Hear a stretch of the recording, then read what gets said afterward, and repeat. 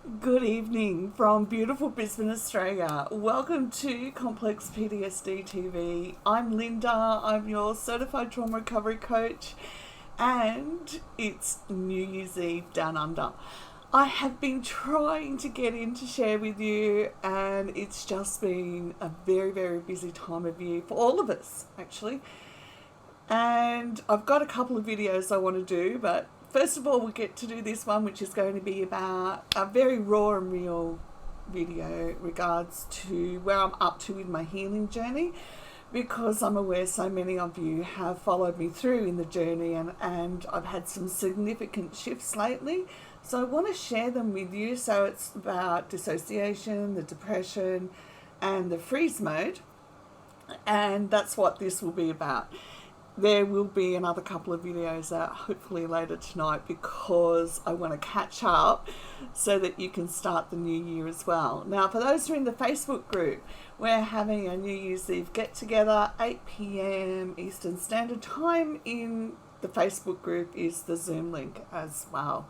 So come and join us just to sit and chit chat and see New Year's Eve in, if that's what you'd like to do.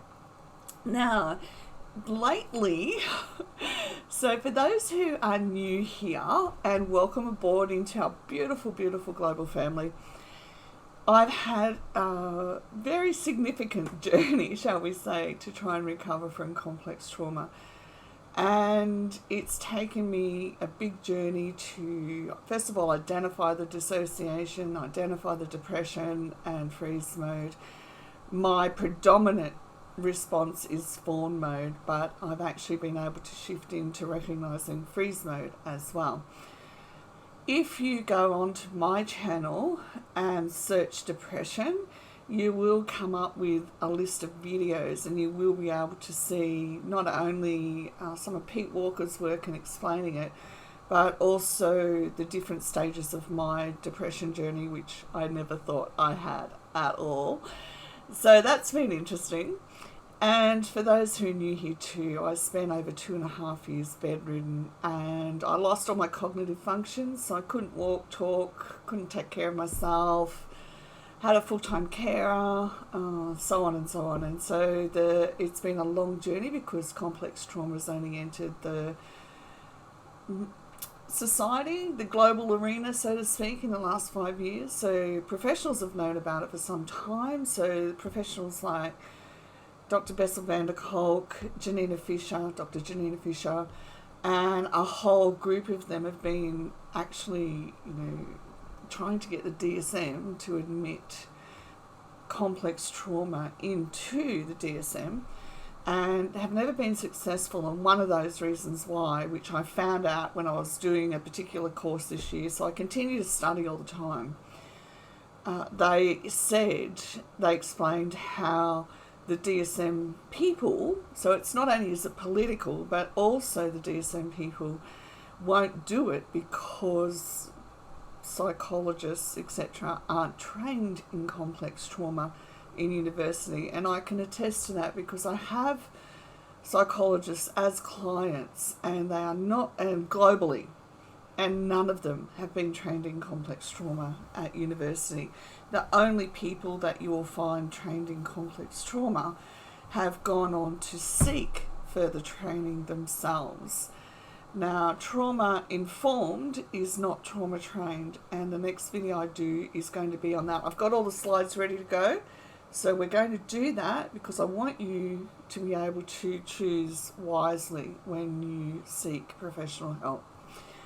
Now, for me, the dissociation used to knock me on my back flat, and I didn't know what it was until I worked out what it was, and I developed trauma-informed movement. Now, that has taken my healing journey progressively, the trajectory of it. I continue to get well even when this factors knock me on my back. So the dissociation, I can get my brain back on board. And so I had a moment in the last few weeks where I recognised that all three were happening at once. And I went, oh my goodness, that's just amazing to be able to recognise that it's not just one, that all three were happening. I was like, oh, thank goodness, now I can do something about it. So with the dissociation, I did the trauma-informed movement, and I was like, oh wow, why can't I get up and go to gym in the morning? And I went, oh my goodness, that's the depression. So I would exercise at home to help shift it on. But then I realised that the depression was causing more challenges than I had initially realised, and it was causing me to, well, apart from the fact that it causes me to fall asleep at the drop of a hat, it was causing me to, it causes me to crave sugary foods. That was one thing I realised. I went, oh my goodness, I'm actually beginning to be able to see and recognise what it's driving. What was another thing that I found with the depression? There was a couple of things that I started to discover, and one of the other ones was inattention. So it was leaving me with the inability to maintain attention. So I started doing lumosity brain training again. I did lumosity brain training when I did my counselling diploma, because I needed my brain to get back some memory, like language memory and things like that. So I've gone back to doing lumosity training, and I can literally feel the parts in my brain.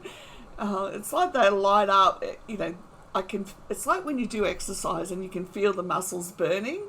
It's like feeling that in my brain, those muscles in the brain. It's not muscles, I know, but are burning because I'm making them work. And that's an important factor of complex trauma recovery, is finding out what's not working and then working out how we can make it work. Okay? And so because I do a lot of the brain stuff, I had to work out how I could get those parts of my brain back on board. Now, there was a TED talk that I watched by neuroscience a couple of years ago, and at that point they said nobody in the professional fields can understand depression yet. But what these neuroscientists had done, they got on board with looking into depression, is identify a particular spot in the brain that when they did a little bit of surgery on it and stimulate it, I can't remember all the ins and outs of it, but when they addressed that particular part of the brain, so they got on board men who suffered depression, but they had they ate well. Good nutrition. I'm having a really hard day with my words today. The men had good nutrition, they exercised frequently, they were high functioning executives. So they, ran big companies and stuff, but they still couldn't get rid of the depression. So when they stimulated this spot in the brain, and the depression it disappeared. So when I watched that video, I went, okay, so if there's a part of our brain that when stimulated, there's obviously a part of our brain that when triggered, the depression comes. So this week I actually felt the depression come and flood my body, and it was like, oh my goodness, this is so powerful to understand that when we can catch it when it happens. And what I haven't been able to do in the past is recognise it as happening. My son would walk by me when I was passed out in a lounge chair and say, Mum, you're depressed. And I'm like, am I? And so what would happen was I began to recognise it more and more frequently.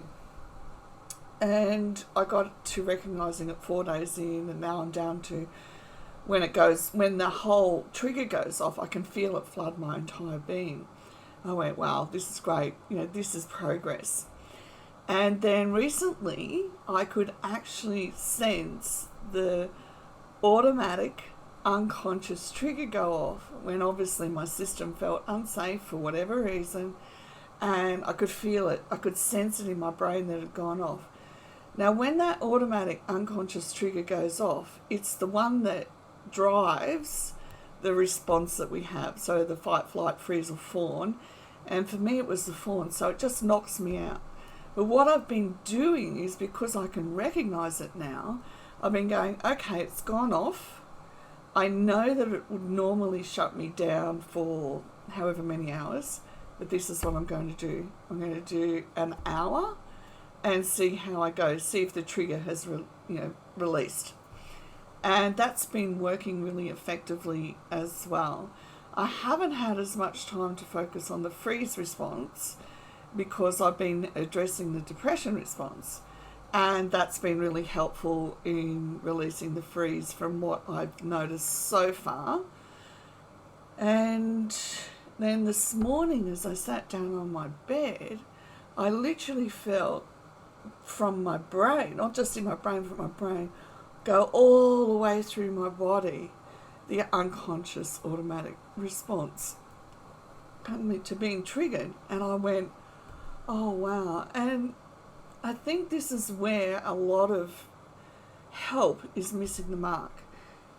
There's a lot of information about the nervous system out there, but with complex trauma, our whole system is that's shut down, that to say to us, go and regulate your emotions or go and regulate your nervous system. Well, hello, how can I regulate something that I can't even sense anymore?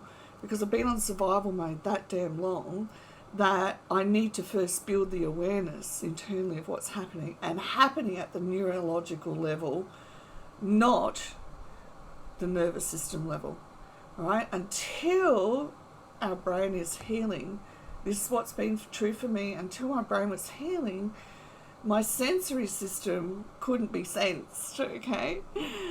And now that it's healing, the brain has been healing progressively more and more, I'm starting to be able to really sense what's happening internally for me.